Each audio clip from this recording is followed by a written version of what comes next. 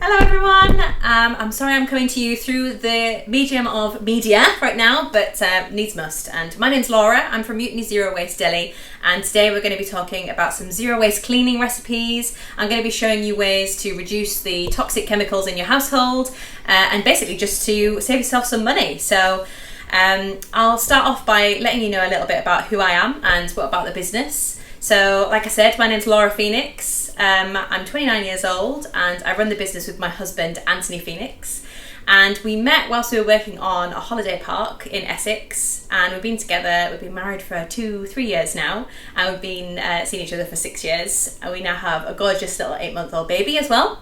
And one of the reasons why we set up the business was because we just came back from 3 months travelling in Southeast Asia, and I don't know if any of you have ever been around that way, but there's quite a lot of plastic waste, and it's mainly in these beautiful idyllic destinations where there's supposed to be white sandy beaches and blue seas, and it's just littered with things like toothbrushes, flip-flops, plastic bags. So the last time that we went away, we went somewhere called Borneo. I don't know if any of you have ever heard of it. It's an island in the middle of Malaysia, and we went there and we spent 6 weeks in the middle of the jungle. It was really, really crazy. So we were looking after an eco resort, and the owners were from France, so they went back to their home country for 6 weeks, and we took care of their resort for them. So whilst we were there, we had to trek 3 hours there and 3 hours back every 2 weeks for food, so it was really, really remote. And when we were trekking, it's really, really in the middle of nowhere. It's like jungle. And we would see plastic bags hanging off of trees and plastic bags washed up on the shoreline. So part of our job whilst we were volunteering there was to beachcomb and pick up any plastic waste. And we thought there's not going to be that much, but we would come away with massive, massive bags full of plastic waste, stuff that would come from all different countries really. There was lots of different languages on different bits, big rice bags and, like I say, flip-flops, t-shirts, all sorts of things. So we started to develop a real hatred for plastic. We also decided to travel minimalist, so it's quite a big thing now. It's quite trendy now being minimalist, and it's a great trend to be going on. And basically we decided we were going to travel with just our luggage that we would carry on the flights. So we travelled with these really small backpacks, and I wish I could show you the pictures. Hopefully you can see the pictures. And we basically saved loads of money on our flights, but also we just took the essentials. So we swapped out things like shampoo and toothpaste for shampoo bars and toothpaste tablets. They're a lot nicer than they sound, trust me.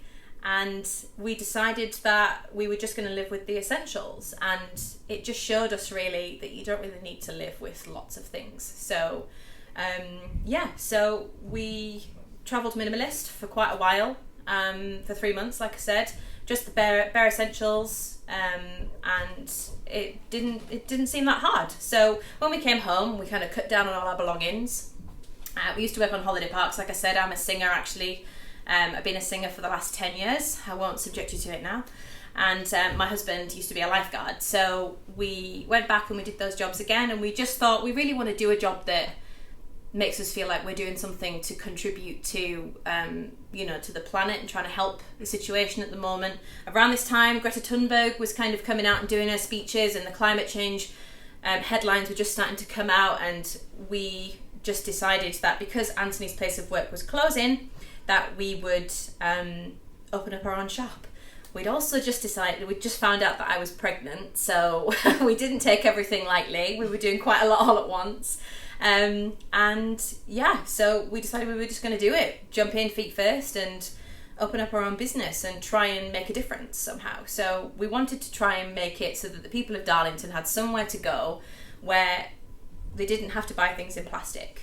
And here we are today. We've been here for nearly a year now, or just over a year now actually. We just celebrated our first birthday. And we've got a fantastic community. It's really lovely to see the sense of community in the Northeast and Darlington, and have people come in and really care about the environment.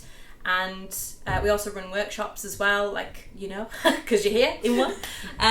So it's going really well. And now I'm just going to sort of take you through what we're going to do today.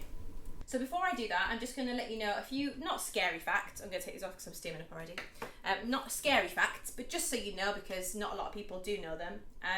Approximately 51 trillion microscopic pieces of plastic weighing 269,000 tonnes are in the ocean, which is bad news if you eat seafood, because guess where all of that is going? It's going into the fish, because the fish and the sea life are eating everything that's in the sea.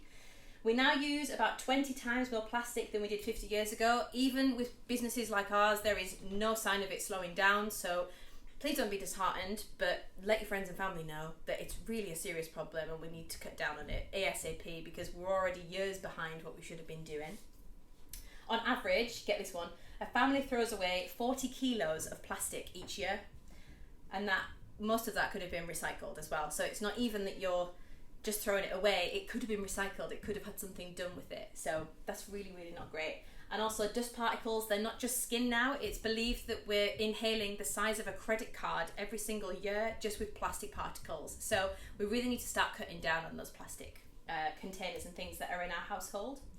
And also, plastic never goes away. It never decomposes, which is the worst thing. That toothbrush or that nappy that you may have used, it still lives. It's still in a landfill somewhere. It's just that we can't see it. And if all of our rubbish was in our garden or somewhere that we could see it, we would absolutely change our ways, 100%. So now I'm going to give you a solution, so it's not all doom and gloom, don't worry. I know those are scary facts, but there's definitely something that we can do about it. And with businesses like mine and Anthony's, they're popping up all over the place. I know that there are a few zero waste shops in the northeast, not just ours, so there is a solution to the problem. So one thing that you can actually do is you can do I'm going to say trash because it's kind of an American thing, a trash or rubbish evaluation. So what you can do is you can start with an empty bin bag at the end of the month, and at the beginning of the month, and at the end of the month you can go through it, not nice, use gloves, you can go through it and see what kinds of things are in your rubbish so that you can try and figure out if there is an alternative to what you're throwing away. For example, things like bread bags, if you're buying loaves of bread, you can actually take those to recycling centres, at shopping centres, supermarkets. Places like Morrison's do have a plastic bag and bread bag recycling place where you can put those. So it's little things like that you just have to evaluate, maybe write them down and go onto forums, on YouTube channels, and just see if there are ways that you can make alternatives. So what's zero waste living, I hear you cry? So zero waste living was basically started probably quite a while ago, but it's only really come into the media in the last couple of years. It was actually started in the 90s by a lady who wrote a book about it. And it's called Zero Waste Living Guide. You can go on Amazon or online and you can find the guide to Zero Waste Living, and it is the guide to Zero Waste Living. Zero Waste Living is kind of categorized by the 5 R's. So it's reduce, refuse, reuse, recycle, and rot. So that's the 5 R's that we try to live by. So it means that when you're using something, there should be one of those 5 ways for you to get rid of it before you throw it in the bin. So that's the new way to kind of think of things, to try and avoid just throwing things out, because it's such an easy thing for us to do. Now, I'm not kidding myself. Like, I know that there is no such thing as zero waste living, unless, of course, you want to go and live in the forest and eat twigs, then that's by all means probably close to zero waste living. But what we're trying to promote is a low waste living, which is definitely achievable for everybody in all walks of life. So like I said, there's the 5 R's, and I'll say them again in the correct order now that I have the slide up. So it's refuse. So what I mean by refuse is not refuse, is refuse things like leaflets. If you know, there's plenty of people out there who are constantly trying to give you things like receipts, things like straws. It's really difficult to get your mindset in the right way of refusing things, but once you do it, honestly, you can crack it, especially at bars and things like that, because barmen just literally shove the straw straight in your drink. I think less probably now. But when it was just first starting out, when Nancy and I were first starting out, it was really difficult to catch them before they did that. So things like napkins, anything that you can avoid using that's completely unnecessary, that's refuse. Reduce your waste as much as possible by only consuming what you really need. Far too many of us consume more than what we really need. And I think in these times especially, we're noticing that, more so than others, many. But we just need to consume exactly what we need, and places like zero waste shops are perfect for that, because especially if you are doing a recipe, you know exactly how much of something that you need, so you can come and weigh that out, and that's all you need, and you can just come and replenish that as you need it.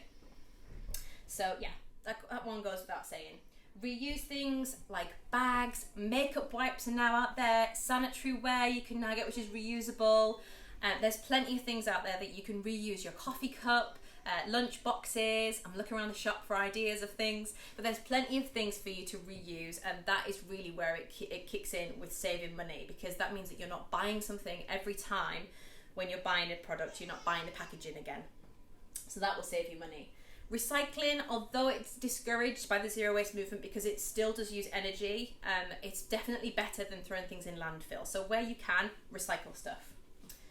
And rot, finally. So if you don't have a compost bin or somewhere to compost stuff, I would strongly recommend that you try and get one. There are ways of you doing it if you live in an apartment. So definitely I will try and get those links to you if you're living in an apartment and you want to start doing a compost, because there is a way out there that you can do it. And then you can donate that compost, if you're not using it in your own garden, to places like allotments or community projects, schools that are going to use it. Believe me, there'll be somebody out there who wants your compost. So yeah, so try and rot stuff. And do you know what? It's a really good feeling to just not throw things in the bin. I have a really big tub that I put all of my offcuts of vegetables and fruits and peels and things like that. And it just feels good to know that that's going back into the earth rather than going to landfill. So that's the 5 R's. And I'm just going to give you some examples of some things that you can reuse, and also some things that you might want to think about if you are thinking of trying to be a little bit more low waste. So glass bottles for things like olive oil, you can get some really cool ones now in the supermarkets that are like swing top bottles that you can now refill at places like ours. Things like olive oil, vinegar and stuff like that. Reusable cups, goes without saying. Reusable tea bags are a good one, because people don't realise that a lot of tea bags contain plastic fibres. Now, just imagine like what we're doing to our bodies when we're putting plastic bags in hot water and drinking the hot water. It's not great. So we sell these wonderful little cotton bags that you can just put loose leaf tea in them and draw the drawstring and just dunk them in your cup, and they're amazing. So reusable tea bags are a good one. And also you can get the teapots that have the filter system in them as well, so you can put loose leaf tea in, and loose leaf tea is way better than tea bag tea, believe me, it's so delicious. Bamboo and wooden items, although be careful with some of the bamboo stuff, especially the cheaper things, because they do have different things. The glues that are inside of them can be quite toxic if you're not looking up the ingredients. Well, sometimes they're not put on there actually, so I would definitely err on the side of caution if you're buying cheap bamboo products, and go for something maybe like a rice husk. We sell rice husk cups, which are actually the product of a waste product. Rice husk is just thrown away, so it's really good that they're reused and made into cups that are really quirky.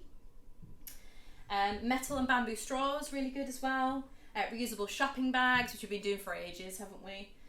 Cloth covers or food wraps, like soy wax wraps or beeswax wraps, are really good instead of cling film. Definitely look those up, and you can make those at home as well if you didn't want to buy them, if you've got time, which I'm sure we all do now. Package-free soaps. Package-free soaps we sell without the cardboard, but we obviously do sell them in boxes as well. We've also got loofahs, safety razors and blades. I'll show you a few examples of these as well. And like I said, fabric makeup wipes and some homemade cosmetics, which I'll show you some examples of as well. So now I'm going to talk to you about the fashion industry. And because a lot of people don't realise how much actually fashion companies are throwing away. It's kind of a dirty secret. And I believe there were some documentaries came out in the last couple of years about Nike and also Burberry.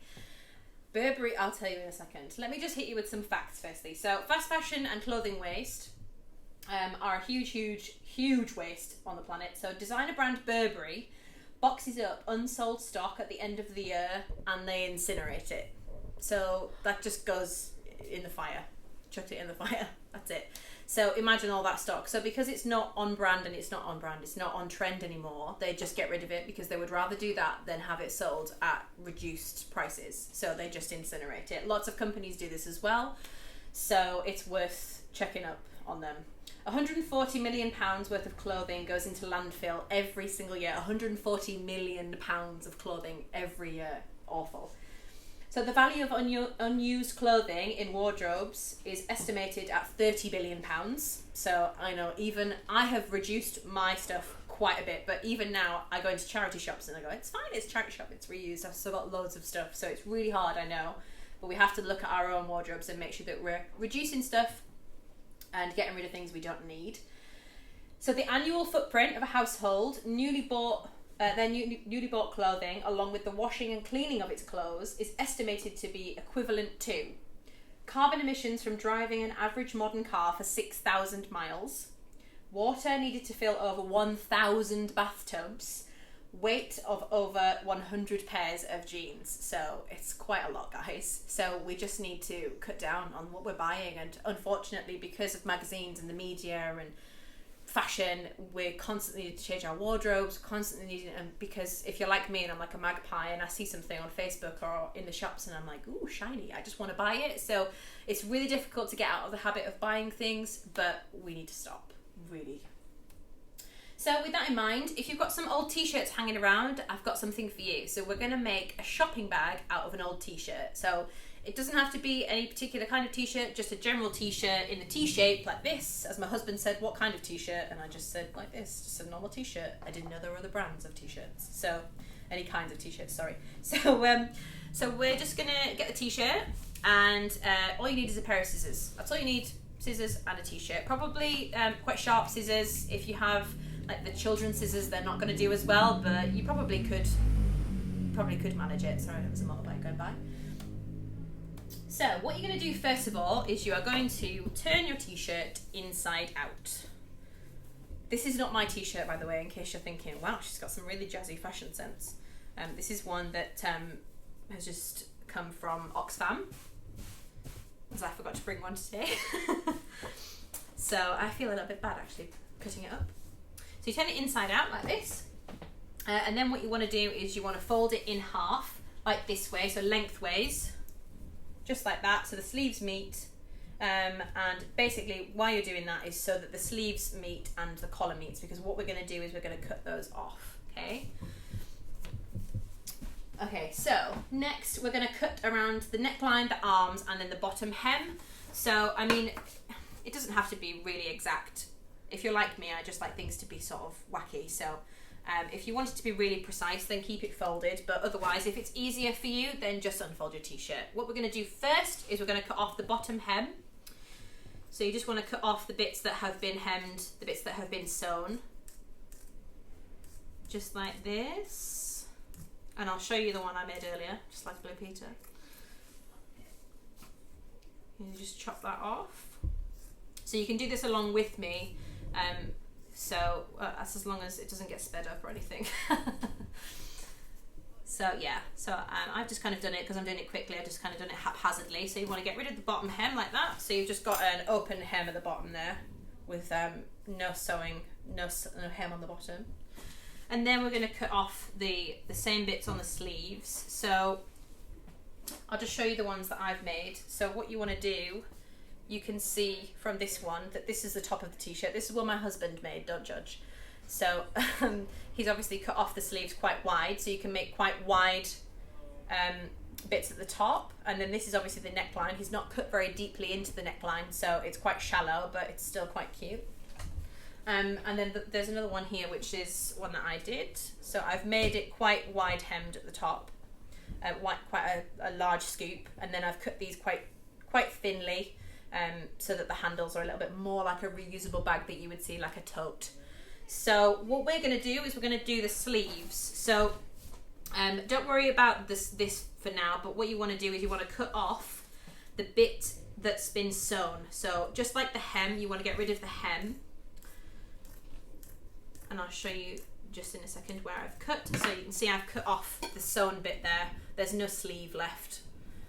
You just want to cut that bit off. And again, if you want to be really precise, you can keep it folded, but just because I'm lazy, I'm just going to cut this one off. So just do the same with the other sleeve. This is like me living my dream, being on Blue Peter. This is the closest I'm ever going to get, you know. A girl can dream. So we've got the sleeves cut off now, and now we're going to do the neck. So you can see the bag starting to already materialize, given what you've seen with my other ones. So we're just going to cut the neck now. So like I said, this is where you're going to kind of choose how thick you're going to want your bag. So like I said, with this one, I've done the sleeves quite thin, and I've dipped this quite wide. So you can use something like a mixing bowl or something like that to get, you can maybe use some chalk or a pen to guide yourself to get a really nice smooth cut. But right now, because I'm lazy and because we're doing this, I'm just going to do it really quickly to show you. So this is what we're aiming for right now. So we're just going to cut the neck off. Like I said, we're going to cut the neck off. Careful who's around when they're hearing this. So you're just going to cut that off. You're going to do it obviously a lot slower than me and a lot more carefully than me. And while we're cutting the neck off, we're going to go as deep as you like. And I mean, what I would suggest is going just a little bit first, having a look at it and seeing, is that too low? Is that too high? Sorry. Do it a little bit at a time and then go deeper and deeper the more you want it. So I'm just going to do it a little bit deeper and just cut off a little bit more sleeve just so that I can get a smooth path of it going round. There we go. I'm just going to even it up on the other side because I realise that it's not quite even. You can really take your time doing this. Brew yourself a cup of tea, relax, and chop up a t-shirt, especially if someone's knocked you off. Don't do that. Please don't do that. Don't get one of your loved ones' t-shirts. No family arguments. Okay, so I've done that now, so it's nice and even-ish. Like I said, you can get a pen or something like that and make it a lot more tidy than what I have done. So that's the main frame of our bag, and now what we're going to do is we're going to choose whether or not we're going to have a fringy bottom or if we're going to have a straight bottom. So if you like a fringy bottom, then this one is a fringy bottom on the bottom. You can see there it's been tied on the outside, so it's got a lovely little fringed hem. A little bit kind of Texas cowgirl going on there. And also this one, which has been tidied up, and the hem is on the inside, so it's more like a traditional tote bag, which you can go shopping with. So I mean, it depends if you're going to go out in the town with it or if you're going to go shopping with it. It's up to you. So just choose what life your bag is going to live. So if you have chosen to do, regardless of what you're going to choose, we're all going to do the same thing right now, which is what we're going to do is we're going to cut the fringing across the bottom. So I would say width-wise, it needs to be as tall as your thumb. So if you just, again, if you've got a pen or a piece of chalk or something, you can mark the height of it on your bag. You want to go about a thumb's height up on the bottom of your t-shirt. So there's the top of the bag there. So we're going to cut up like that. So we're just going to do a few cuts about that size along the bottom. And like I said, I'm doing this quickly just to show you, but you can really take your time. They all have to be about the same length, and the amount of spacing between each cut is about a thumbnail's width. So if you're going along, please be careful with your thumb as well. If you're using your thumb to steady the fabric as you're cutting it, you can see the width of your thumbnail, and that will give you a kind of precise measurement as to how far along to cut. So keep doing that, cut all the way across. That's it. All the way to the end. And then once we have done that and we've got all the way to the end one, what I would suggest is, because you're going to have a join at the end, is just to cut through that join where the t-shirt is, just so you've got two separate bits. And again, mine's going to look very haphazard, but you should then be left with some fringing on the bottom. And I'm just going to tidy up the other side and just make sure that there is an incision on that side as well. So there's cuts all the way across. And now this is a bit of a time-consuming bit, so I'm probably not going to do this whole thing on here because it will take me ages. But what we're going to do is, if you are going to do fringing on the outside, you now want to start turning your t-shirt out the right way. So if you're going to do fringing like the fringy bottom, like this one, you want to turn your t-shirt the right way out. But if you want to do it like my one, like this, and have the fringing on the inside, and then you can trim it if you want to tidy it up, then you're going to do it on the inside. So fringy bottom, turn your t-shirt out the right way. non-fringy bottom, keep your t-shirt the right way. So I'm going to do a fringy bottom because everyone loves a fringy bottom, and this t-shirt looks like it's got a life of its own with all its sequins, so it's quite jazzy. So you're going to start from one end, and all you're going to do is take the first two bits that are opposite each other, and you're just going to tie them in a knot like this. And I would do them twice just to make sure that whatever you put in your bag is not going to escape. And then just keep going along, trying to make sure that you're using the two that are matched together. And what you're going to find is that it's going to probably get difficult to try and identify which ones are opposite each other directly, but don't worry, it really doesn't have that much of an effect on the final product. So even if you do crisscross, it doesn't really make much of a difference. So you can see there that already it's starting to just tidy up the ends. I'll go about halfway so that you can see, and then you can do it along with me if you want to, and just check and see if what you're doing is the right thing. So like I said, if you do crisscross, don't worry, it doesn't have that much of an effect. Just make sure that you double check that when you're going along that all of the loose ends have all been tied up, because when you're rushing this, it can be quite difficult to identify which ones are actually loose and which ones are just the ends of knots you've already tied. So take your time doing this. Like I said, go and brew yourself another cup of tea. It's 5 o'clock somewhere, why not a cocktail? And just keep doing that all the way along. So what you should end up with, once you've tied all of your fringy on the bottom, is this along the bottom. I don't know how best it is for you to see. There, you should be able to see that all of the bits have been tied along the bottom there on the outside of the t-shirt. If you're doing it on the inside of the t-shirt, all you have had to do is just you didn't turn the t-shirt right way out, so you should have kept it inside out and done the same thing. And then when you turn your t-shirt the right way out, it should just be on the inside. So I'll turn this one inside out so you can just see here. So you can see, because I rushed this one, it's a little bit gathered on the bottom, but it's fine. No one's going to see that part. And you can see on the inside, there's my fringy bottom. There we go. And that's it. So then once you're finished, you can put it, oh my gosh, please, if you have made one of these as well, please put it onto our social media. Go onto Mutiny's page and show me, because I absolutely love seeing the t-shirts that people bring as well, because some of them are really quirky. Last time we had like a Harry Potter t-shirt, and there was actually loads of people who had the same pattern t-shirt somehow on the same table, and it was like black and white. It was amazing. So please do show us send us your pictures of these. I feel like I'm on Blue Peter. It's amazing. I love it. So now I'm going to talk to you about cosmetics. So I don't know if many of you, I'm going to assume most of you have quite a wide variety of cosmetics at home, including makeup and body care and hair care and things like that. So I'm just going to hit you with some facts first of all, and then we'll go on to solutions and alternatives of things. So women apparently use approximately 12 beauty products daily that contain 168 different ingredients. So, and I'm pretty sure that most of us probably couldn't name any of them. Some of these ingredients may be linked to cancer, hormonal disruption, or reproductive toxicity. So there's quite a lot of things that aren't regulated in the cosmetic industry, and also with things like artificial fragrances and stuff.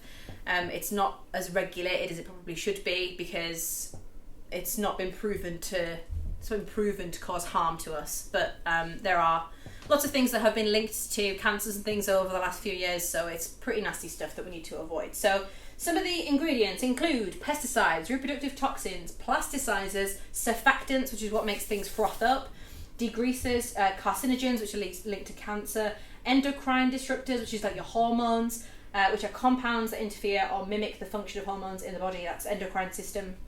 And endocrine disruptors can cause reproductive and neurological damage and can lower immunity to diseases. So they're really not nice things that they're putting in our cosmetics, which it angers me quite a bit actually that they're allowed to do that. So and then where does it all go? When we've taken it off our faces and off our bodies, it all goes down the drain. So it's really not good to be flushing away all of these nasty things into our waterways, to the aquatic life and into our oceans and things. Really not good. So I just want to flag up a few things that you might see that you want to avoid in some of these products. So things like phthalates you may have seen, which are linked to breast cancer, diabetes and obesity in children as well. Phthalates, they're found in things like roll-on deodorants, perfumes and nail polish. Parabens, which you probably see quite a lot of, paraben-free, things like that are coming out in the mainstream now. Parabens are thought to be 75 to 90% of cosmetics, so there's quite a lot of it out there. So just make sure that what you're buying is now paraben-free, because that's nasty stuff.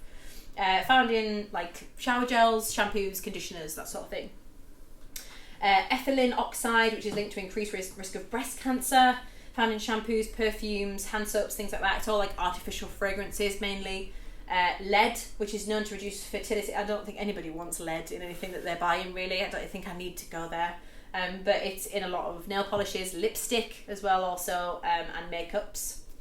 Triclosan, which is classified as a pesticide. These things are actually in toothpaste. Like, I don't understand how they get them into toothpaste and mouthwashes, but they do.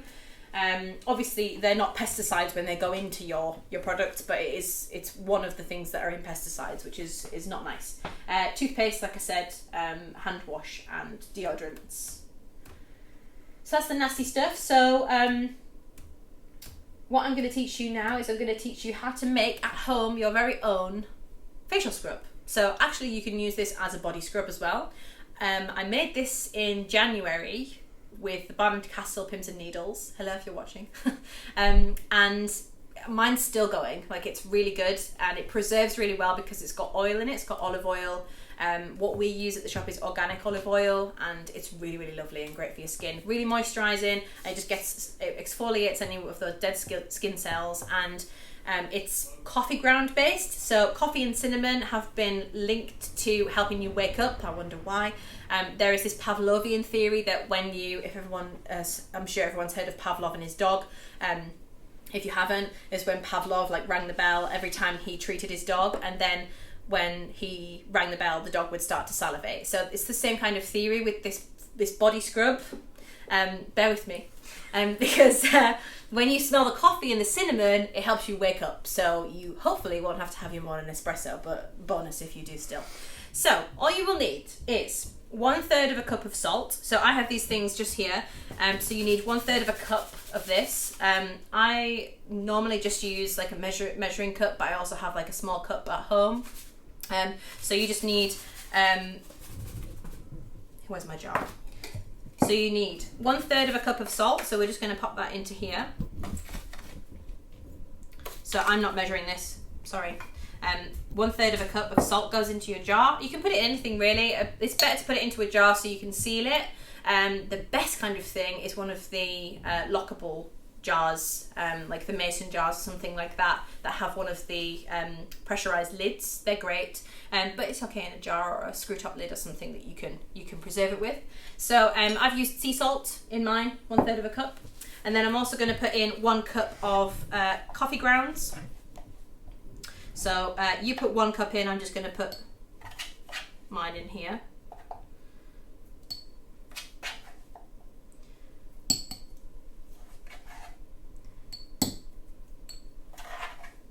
So that's about a cup in there.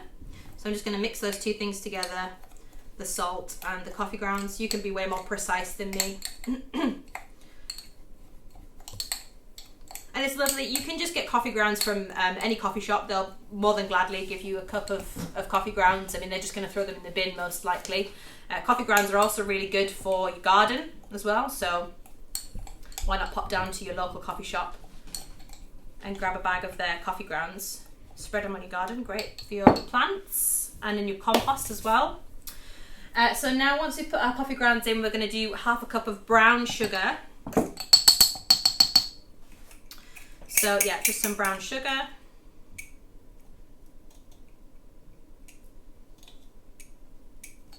And I mean, you can play with this recipe. It's really not It's really not strict at all. I mean, you can, if you like it to be a little bit more grainy or a little bit more oily, you can add and subtract ingredients as you wish. Normally what I would do in the actual physical workshops is I would get you to just pop a little bit on your skin just to see if you like it, and if you want to add a little bit more of something, or if you have a reaction to it as well, which is probably a good idea, just to put a little bit on your skin. I mean, you can see what the ingredients are, so hopefully you wouldn't have had a reaction. So now we've added our brown sugar, we've got salt, and we've got coffee grounds in there. Mine's a little bit liquidy because I have just taken the coffee grounds straight out of our coffee ground knockbox. So it's straight from the sauce. And then what we're going to do is we're going to put in 1 teaspoon of cinnamon. Make sure that you do just do 1 teaspoon of cinnamon, because you do not want, especially when you're putting it on your face, to have too much cinnamon on your face. So apparently cinnamon is a natural plumping agent, so don't worry, you're not going to come out like you've been stung by bees. It's really, really nice. It apparently helps stimulate the collagen production in your face, and it just sort of gives you that nice natural glow. I use this as a facial scrub in the morning, and it's wonderful. It's so lovely. I don't drink coffee because I'm breastfeeding, so I don't think I could deal with Cece being any more wild than she already is. So this is great for me because I really miss coffee, and I used to be a barista, so yeah, I really miss it. And then you're going to add 1 cup of olive oil. So we've got this lovely organic olive oil, but I mean, to be honest with you, it doesn't have to be organic. It's just any olive oil that you've got lying around.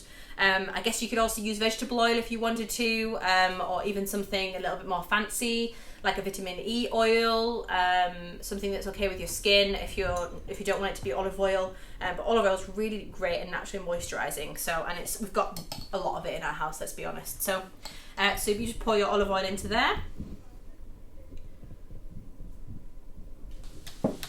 So my measurements are obviously going to be a little bit off, but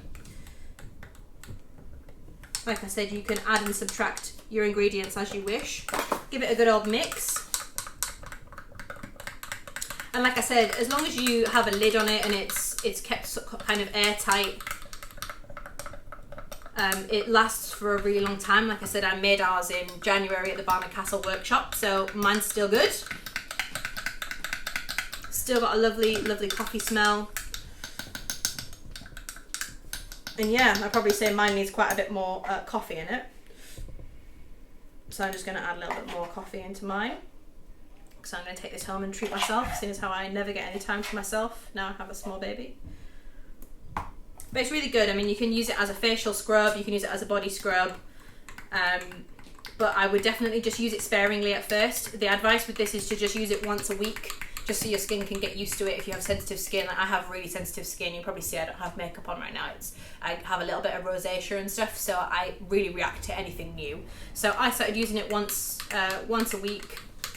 And yeah, I can use it every day now, and it's nice. It's really good because, you know, if you can't get along to go and grab yourself some fancy body scrub, or you know, you want to make a gift for somebody, it's really nice. So yeah, I mean, it doesn't look particularly pleasant, let's be honest, but I mean, it's lovely, it's natural, and it'll save you some pennies, and it's lovely. I mean, it's really something that you could probably buy off of the shelf somewhere, if it was packaged in a nicer package. So yeah, I hope you really enjoy making that, and that's this little segment all done.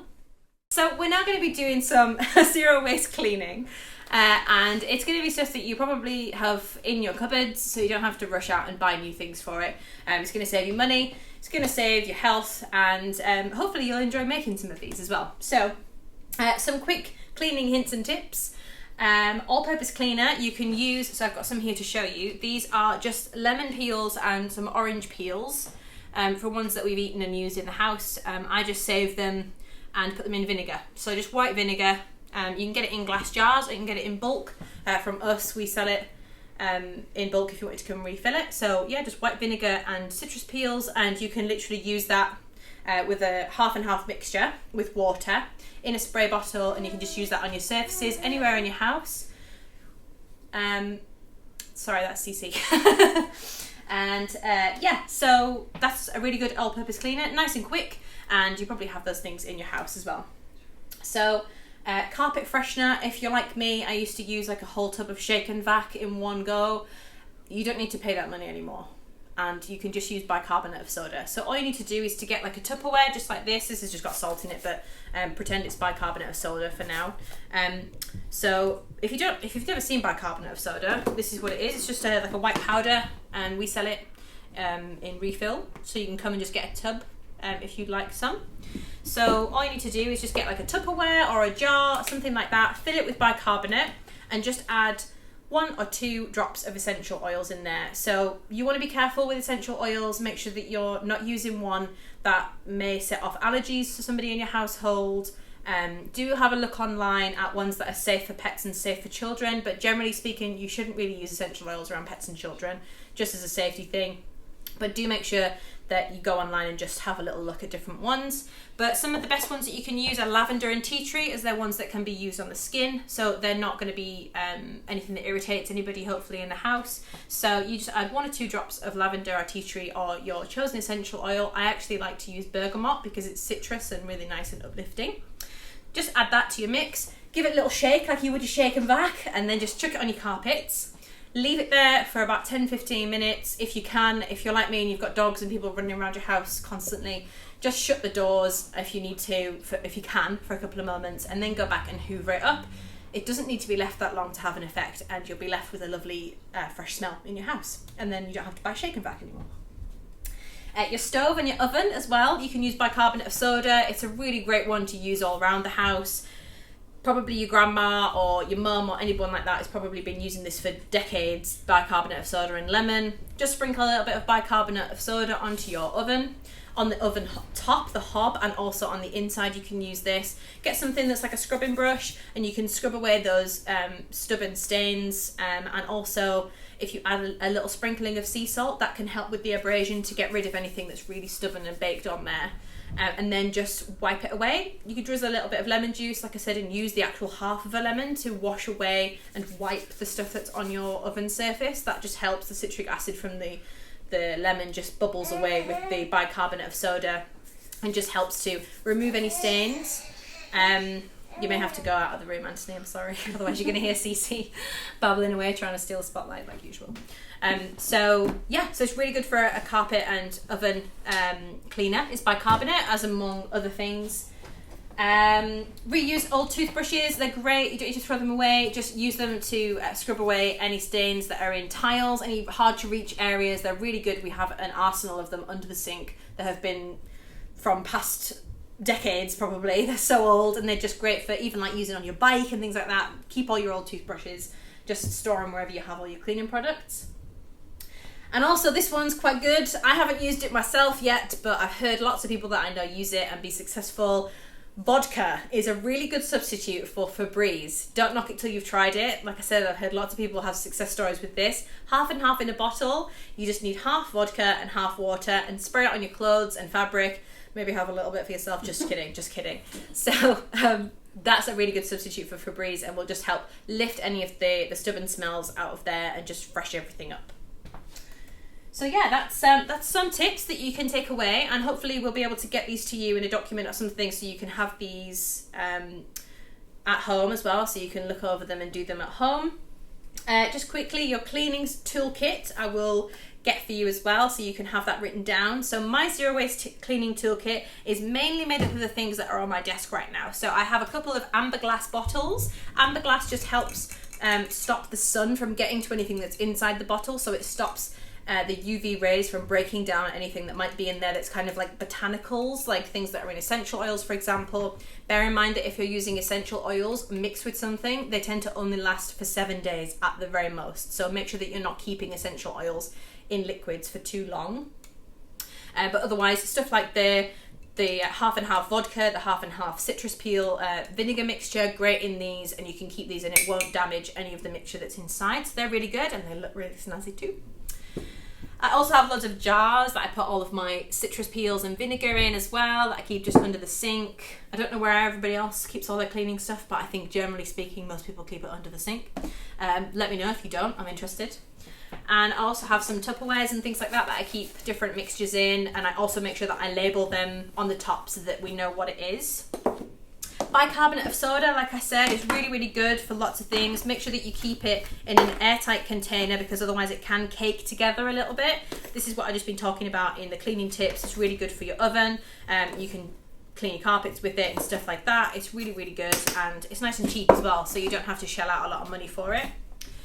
Citric acid is also a really good one. You don't have to use a lot of this. It's kind of the active ingredient, like I said, in lemons and citrus things. It's what gives it that fizz. It's what you use to make bath bombs and stuff like that. And very shortly, I'll be showing you how to make your own toilet bombs. Don't worry, it's nothing you're gonna get in trouble for. Toilet fizzes that will help clean your toilets in an instant, and it's gonna reduce a lot of the work for you. So citric acid is also a really good one.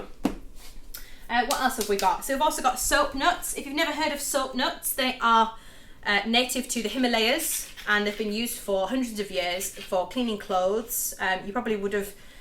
You probably imagine people sitting on a riverbank washing their clothes with these. They're basically a berry, and they just fall off of a tree, and the shell is kind of what you use. So I'll show you one that's open. So this is actually one of our friends has just come back from Thailand, and when they were out there, the Thais, they're not using these, they're in abundance. So this is the stuff that you're buying when you buy the bags of them. And she brought us some back. So all it is it's just like a little berry with a seed inside of it. When you buy them, they won't have the seeds in. They'll have already been deshelled, and they'll look like this, just the shells. And basically what it is inside the shell, it has like a surfactant. So you know I said earlier, that's what makes all of the bubbles when you're washing stuff. It's like a natural soap, and when it goes in the water, it creates bubbles, and that's what helps wash your clothes. So soap nuts can help wash your clothes, like I said, and you can also boil them down in a pan and make cleaning liquid out of them. It's really, really good. I washed our bathroom and kitchen and stuff, and Anthony came home and he thought I'd just bought a brand new cleaning product or something because everything was so shiny.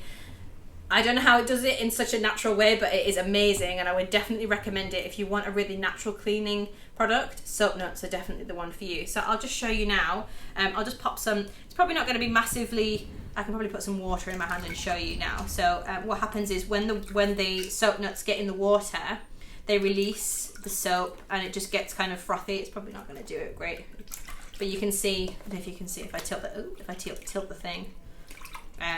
There's some bubbles that come out of it, and it's kind of like a slippery sort of slimy kind of texture. They don't smell, they don't have any scent, so what you can do when you put them in your laundry is just add 1 or 2 drops of something like eucalyptus, lavender or tea tree, something that's quite uplifting but also safe on your skin. Eucalyptus isn't, but I've used eucalyptus in my laundry and it was fine. But like I said, just do your own research and make sure it's something that's okay for you. But you can just add 1 or 2 drops of essential oils to your washing with these. You only need a handful of them in your wash. When you buy them from us, you get an actual little laundry bag with them. You put 3 or 4 of the nuts into the bag and dip it up, and then you put it through the wash in your drum, and then in the laundry drawer at the top you can add the essential oils. Yeah, and it's great. And I used them in the summer before I had CC, and I was washing all our clothes with them, and they're fantastic. So they'd be really good to probably make like a pre-treatment for your clothes if you've got maybe a stain or something on them, but amazing for the cleaning liquid. Definitely try that out if you've got some. So that's soap nuts, and yeah, that's basically it. And then essential oils, I've got kind of a variety of essential oils. We have the brand Aqua Oleum, which are a really good brand. It's all organic and really, really great sourced, I want to say, but they're kind of sourced in a really, really ethical way. So this is a brand that you can trust, Aqua Oleum, a brand you can trust. And also we have another brand as well, which is Ancient Wisdom, and they're a fantastic company that's based in Leeds. So they're not too far away as well. So it's quite nice to know our companies, where we're getting things from. The essential oils industry is really not very well regulated, so it's really something that you make sure that you're using essential oils safely. If you have any questions at all, please email me and I will do my best. I have done an aromatherapy diploma, so I know a fair bit about essential oils, but there is so much out there that is unknown, so I will do my best to give you the information that I have. So if you have any questions, just let me know. So yeah, that's basically it. It's quite a small toolkit.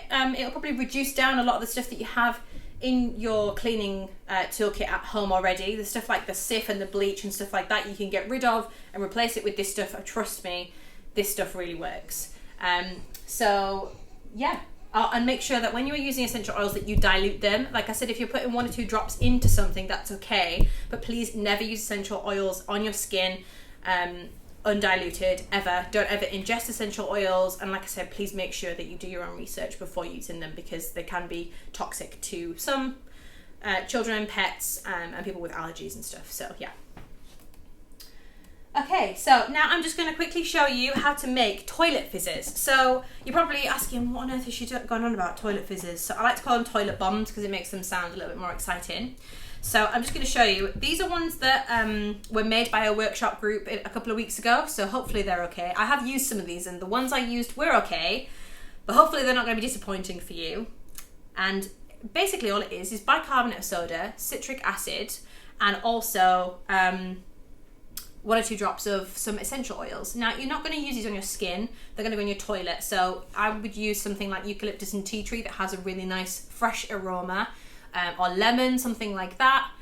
You don't have to put a scent in them, but it's beneficial for you. If you're cleaning the toilet, it just gives you that nice clean feeling if you've chucked it in the loo. So I'll just show you what I mean. So what happens when you put it in is you just drop it into the toilet. You only need 1. And all that happens is, I don't know if you can sort of see, is it starts to break down. I wonder if it's going to do it now. These have been sitting there for a while, so it might need just a moment just to sit in the water. So what it does is, as it breaks down and it hits the water, it just fizzes away and just starts to eat away at any dirt that's in the bottom of your toilet. So if you're going to clean the bathroom, for example, what I would do is I would throw one of these in there first, and then clean the rest of your bathroom. By the time you get back to your toilet to do your toilet last, this will have dissolved. This is kind of a little bit underwhelming, so I wonder if I can chuck another one in, it'll do a little bit better. These have been sitting for a little while, so I'm not sure if they're maybe just not fizzing as well as they usually do. But your ones that you'll make will probably be really, really good and fizz really well. These are ones that have been, these are still fine, but they're not as great as the usual ones are. But you can see they're kind of fizzing away in the water there. So yeah, so it's a really, really good way of you to avoid using things like bleach. It's a really natural way to just eat away at any of the dirt that's at the bottom of your toilet, the grime and stuff like that. And yeah, so the next thing that we're going to do, and the final thing we're going to do, is I'm going to show you how to make toilet fizzes. So our toilet fizzes have now decided that they've dissolved. So your ones are going to be far more interesting than the ones that I've just shown you. Normally they do fizz quite a lot, but I think because these ones haven't been kept in an airtight container or something, they're not quite as fantastic. So yours are going to be much better. So what you're going to do is you're going to take a proper measuring cup and not a teacup like me, but to be honest, it doesn't make that much of a difference. So if you just have a small cup like this, that's fine. You need 1 cup of bicarbonate of soda, so just 1 cup. Doesn't need to be sieved or anything like that, it's fine because you're going to mix it anyway. Just into a bowl. This isn't going to be bad for your skin or anything, so don't worry if you do get it on your hands. It does get a little bit itchy, but it's not bad for your skin, trust me. You can wash your hands if you need to, but it's safe for you to touch with your hands, as it's like food grade stuff. So then all you need to do is add 1/3 of a cup of citric acid. Forgive me if you can hear Cece and Nancy playing in the background. So there's 1/3 of a cup of citric acid, just go in the bowl like that. And then you're going to mix that up so it's a nice even consistency. So you're mixing that all together so it's all one and mixed nicely in. It doesn't take very long at all either. It's a really good swap out for bleach. Think of all those plastic bottles and all that nasty stuff that's in bleach as well. If you get bleach on your hands, it's the worst thing ever. So, and also if you get bleach on your carpets or anything like that, it's a nightmare. So just mix that all up. And then you want to select your essential oils. So what have we got here? Probably a random mixture of things. So we've got peppermint and lemon. So I'm just going to go with the lemon just to scent this. The ones that I have at home are eucalyptus and tea tree, which is a nice kind of mix. So I would just add probably no more than 5 drops. There's probably a maximum. So just make sure that you are doing your drops like this. So you're going to tip the essential oil thing over for 1, and that's 1 drop. 2 drops, 3 drops, 4 drops. I'm going to put 5 in here because it's a big batch. So then you're going to mix it up together, make sure that your essential oils are mixed in nicely. It's a lovely smell, lemon. And lemon is kind of the scent of a lot of the cleaning products anyway as well. So Now you couldn't actually use a proper lemon half because it would ruin this mixture and it would make it fizz in here because of the liquid. But if you're just using essential oils, it's a small amount, so you can just chuck it in and it won't affect it. But what you want to avoid is getting this anywhere near moisture whilst you're making it, because it will wreck the citric acid, which is the fizzing element of this thing. So what we're going to do is we're going to put some water into a spray bottle. Doesn't have to be, just fill it up. It doesn't have to be a precise amount. And all you're going to do is one by one, you're just going to spray, making sure that you've turned on the spray. Stream, off, spray. Making sure that you turn it on first before you spray it. And spray it once. Now you might hear it sizzle a little bit, but it's fine. Just stir it. You want to avoid that sizzling sound as much as possible and just gently mix in some water. Because if you mixed in just water by itself, it would just, the whole thing would fizz, and then your toilet fizzers wouldn't fizz. So if you can, try and avoid that fizzing sound as much as possible. It's better to kind of do it from further away and just lightly spritz it. And what you're trying to achieve is kind of the consistency of wet sand. Like I said, you're all right to touch this with your hands, as long as you wash your hands afterwards. It's not going to hurt your hands. So probably maybe 5 or 6 sprays in. Just do the pinch test. Apparently it's a thing now. I keep saying that every workshop. Just do the pinch test, and if it doesn't stick together, you need a little bit more. It's not quite ready. I'm going to be daring to do 2 at once. Just keep mixing it. Keep mixing it. You can see it's starting to clump together a little bit now as well. Smells lovely. It smells like lemon bonbons. Don't eat it though. There's always one, isn't there? Right, so then you clump it together. You can see it's starting to hold together a little bit now. That's all you need. You don't need to add too much water. The more water you add, the more likely it is that they're going to end up like this and they're not going to fizz too much. So then all you need is a silicone ice tray. Do not use a hard plastic ice tray because you will never get them out of it. Trust me. I know. So just use a silicone one, because once you have made them, you can pop them out really easily and you won't have a battle. I've made them in plastic ones several times thinking that it would work, and I forgot, and you can't get them out. It's impossible. So then all you need to do is just spoon it into your silicone mould. Like I say, it doesn't have to be, you don't have to be too careful with this. You can just chuck it in. I would probably advise doing it over a bigger bowl than I am, so you don't make as much mess, but sometimes a bit of mess is alright, isn't it? And this is great at the moment. We were just saying, if you can't get hold of cleaning products and stuff, you know, this is probably what people have been using for a long time. It's just bicarbonate and stuff like citric acid.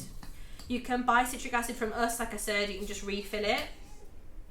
We will be doing deliveries and stuff soon as well, so if you're not in the Darlington area, we can try and get it out to you. If you want to try this, you don't need a lot. 100 grams would do you. See, what you're trying to do is just even it off like that, so that it's kind of like little white ice cubes. Just get all your mixture in there, throwing it around. Make sure you can hear Anthony play with CC.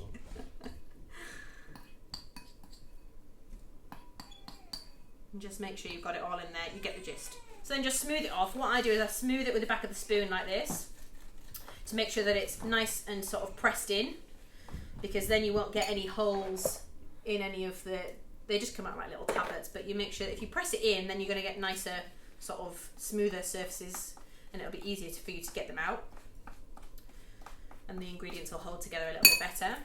So now what you want to do is you want to leave this in a dry place overnight, ideally. But if you don't have overnight, or if you're impatient and you want to see them fizz, you only have to leave them for maybe about 4 hours, 3 or 4 hours. So you don't have to leave them for too long before you can actually pop them out. What you can do is you can start to feel the bottom of the tray to see if it's hardened, and just pop one out and see if it holds, to see if it's ready or not. And that's it.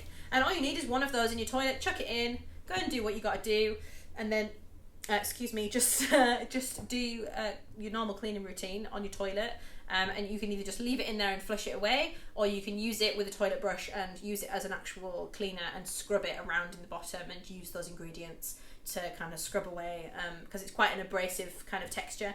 It'll just get in all of those nooks and crannies, and it's great. It's a great alternative to bleach. So I hope you enjoy making that. And yeah, that's that.